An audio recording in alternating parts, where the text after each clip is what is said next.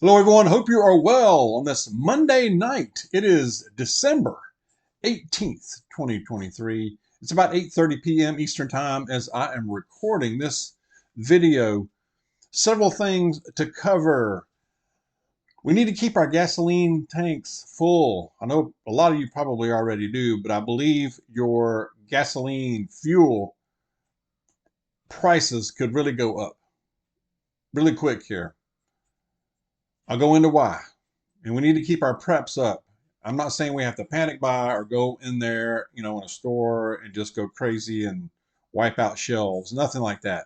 But let's keep up with our preps and keep filling in holes, rotate. We really need to do that. I'll go into why. Okay. Good reasons to do that. All right.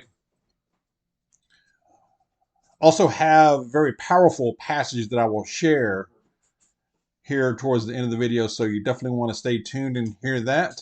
But first, I saw this story right as I came on, right before I came on here to record this huge volcano erupted in southwest Iceland. And I know they've been having off and on a lot of intense earthquakes there, intense earthquake activity in Iceland here lately.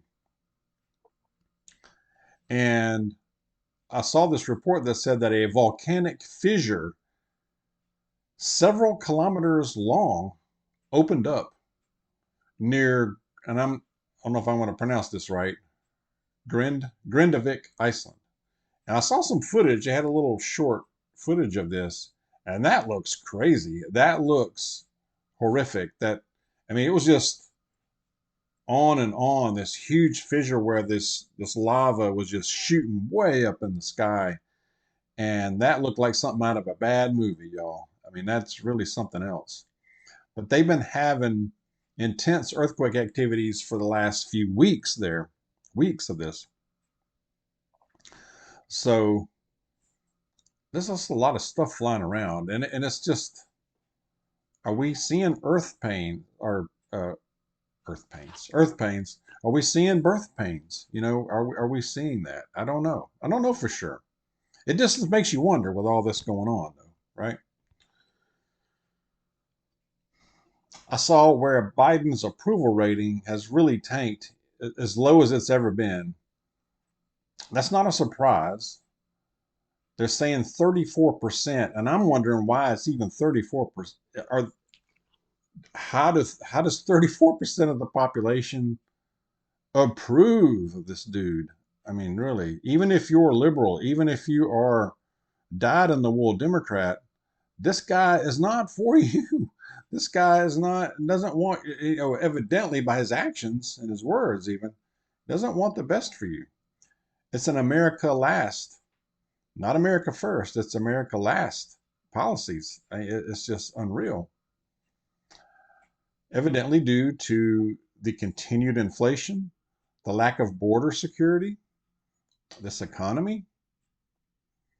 34%. So they say. I gotta believe it's lower than that. I really do. I really gotta believe it. I really do. Uh, I saw where, and I mentioned that a few days ago about the big shipping line Maersk, Maersk, has paused their voyages through the Red Sea. Well, two other huge lines have joined them, and the oil giant BP, British Petroleum, is pausing all of their tanker transits through the Red Sea now. This will most likely, if not already, send oil prices pretty high, and that can translate into higher prices at the pump for us. And of course, when you have higher gasoline fuel prices, that will translate or filter down to higher prices on goods, yes, and food, because it costs more for these trucks and supply chain to get it to market. So that's just going to be passed along to us. So yes, the inflation will continue. You know, we're not surprised by that, though, are we? But two others. So you got Maersk, you got BP, and Evergreen. They're out of Taiwan. So Evergreen Shipping Line, they're huge too. They're also pausing transits through the Red Sea. Now, this is all stemming from these continued attacks from the Houthi in Yemen. They keep attacking these ships. Now, this is despite the fact that the United States has two carrier groups in the area that have been knocking down these missiles or from that are shot or launched from Yemen. But a few are getting through and hitting some of these ships.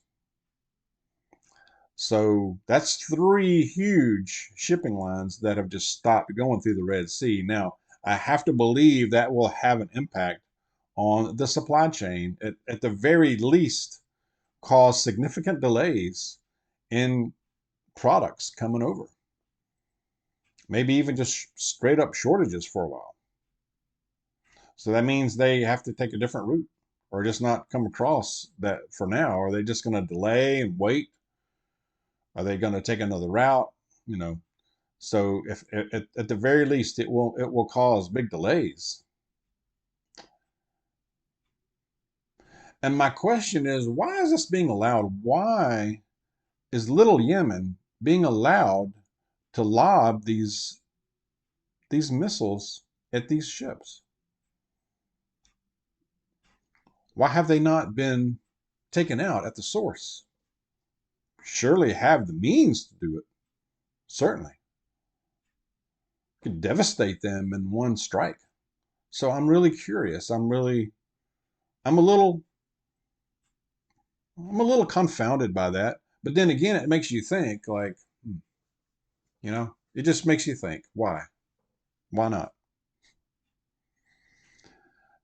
But share your thoughts on that. But like I said, I believe this will translate into higher gas prices. Now, I noticed today that at least around where I drive around here, I didn't notice a significant uptick in gasoline prices, at least not yet. Now, in the next few days, we could be seeing that. If you're seeing sharp increases already where you are, sound off in the comments, let us know and about where you are, or the state or general area. We would appreciate it. But this is just the big one, some things that I noticed just looking through and researching what's going on today. Just more reasons to, like I said, keep up our preps, keep up our provisions, our just all our supplies. Just take a look, take a hard look at it. I know we are in the Christmas season, we're in the holiday mode right now. People are out trying to wrap things up. I mean, you're what now? Less than a week from Christmas Day. So a lot of people are distracted about, the things that are going on in the world, especially overseas. But let's keep an eye on that. We can do both. We can keep an eye on things and still take care of our business and live our life, So share your thoughts on that. I'm going to go to the passage. Can't forget that. It is First Timothy. Mrs. Dawg brought this to my attention. She's been studying this, and I had to include this today. First Timothy, the whole book was good. I was just starting off with the first chapter, but starting in the first chapter, starting verse 8 says, and Paul just lays it down, doesn't he? Paul, the Apostle Paul. We know that the law is good if one uses it properly.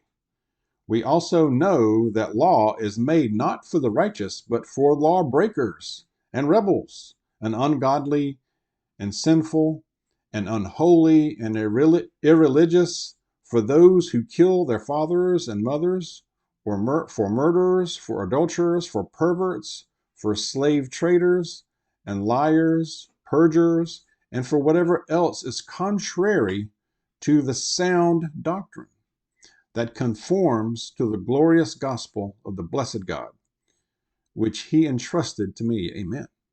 Amen. God breathed words here.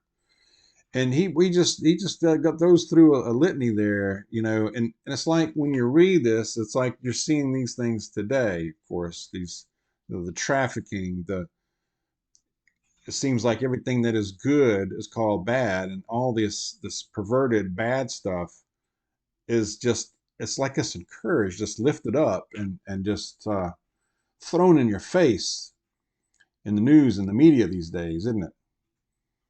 And it's just really amazing about what is being accepted, especially what the Pope and what's going on with the Pope. Pope, I know, not terribly surprised, but about what the Pope is saying that's okay. I'm not going to spell it out, but and you can look at it, but he's the Pope. I mean, what? So that's just a sign of the times, I believe. And it's just amazing how passages can just relate right straight through to today, can it? It's funny how that works. But let's keep in the Word. Let's keep our walk close with God, and let's keep trying to be like Jesus, be the example, and let's stay safe out there. Keep your preps up. Share your thoughts.